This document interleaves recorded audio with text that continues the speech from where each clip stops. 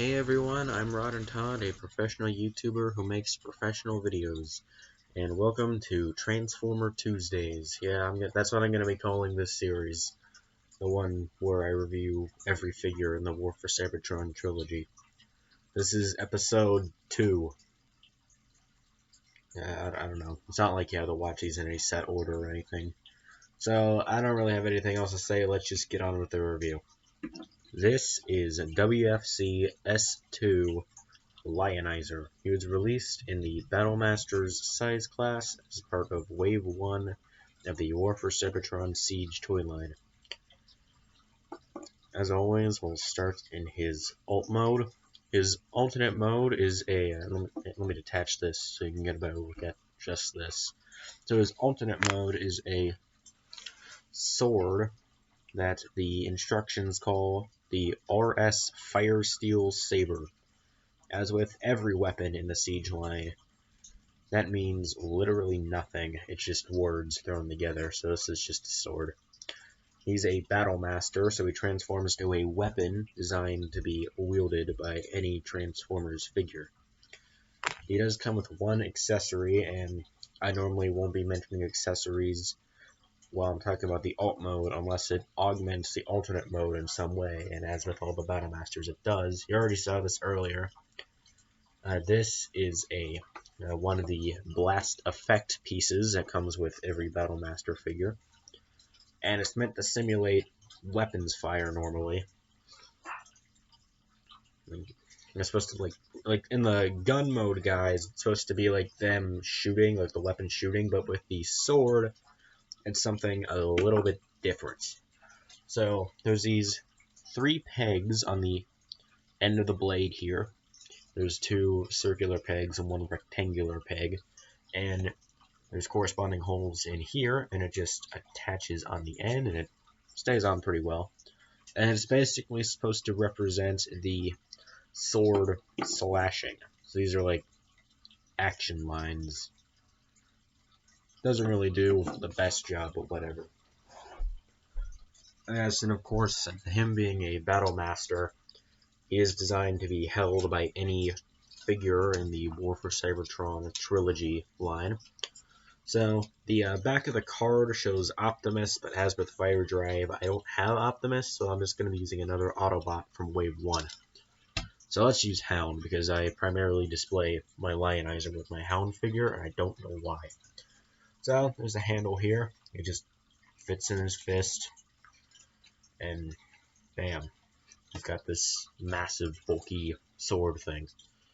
And you can slash it. You can move his arm, I guess.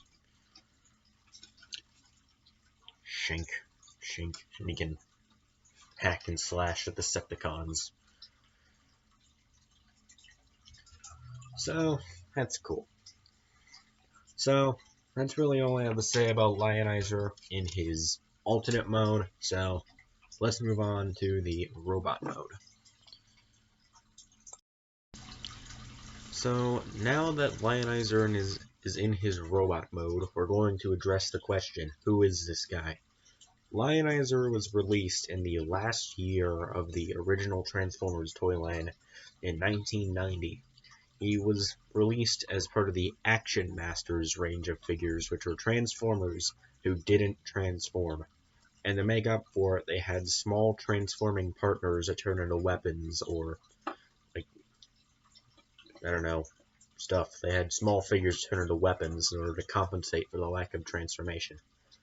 Lionizer was one of many such partners, released with the original Rad figure. Unfortunately, there is no Generations Rad figure to partner this guy up with, so you can just put him with whoever. Also of note is that this Lionizer looks absolutely nothing like the original figure. The original Lionizer was in bright orange and silver. As you can see, this is in black and silver. They did later release a Lionizer in the original red and silver colors in a 3-pack with Megatron that I do not own. So, yeah, that basically addresses the question of who is this guy. So let's move on to the articulation. Lionizer has 4 points of articulation. Ball joints at each leg. They can move out slightly, and they can move forward and back slightly. There's some other points which are kind of related to the transformation, but I don't really count those.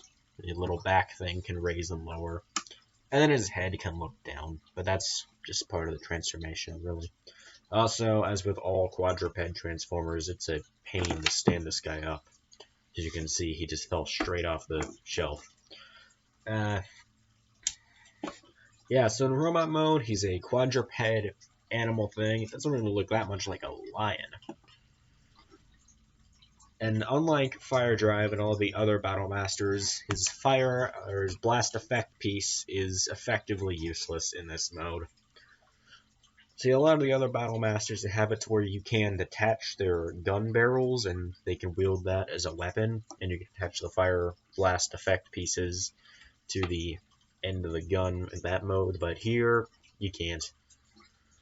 Also, depressingly enough, despite him having this large, I guess, cannon thing on his back, and he does have this little nub here on the end for some reason, but unfortunately you cannot fit the blast effect on the end of that.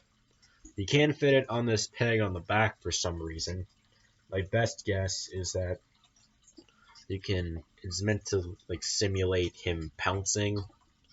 Like this is a little action lines from that, but I've tried my best to get him into a pouncing position, and I cannot get him to stand up.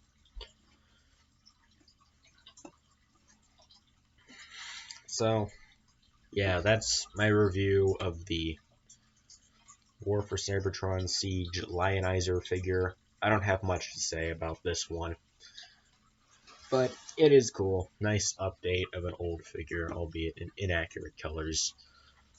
But as with all Battle Masters, these things really aren't that good as individual figures, but as supplements to your larger figures, they work pretty well. So that's it for this review. Tune in next week as we review WFC-S2 Blowpipe.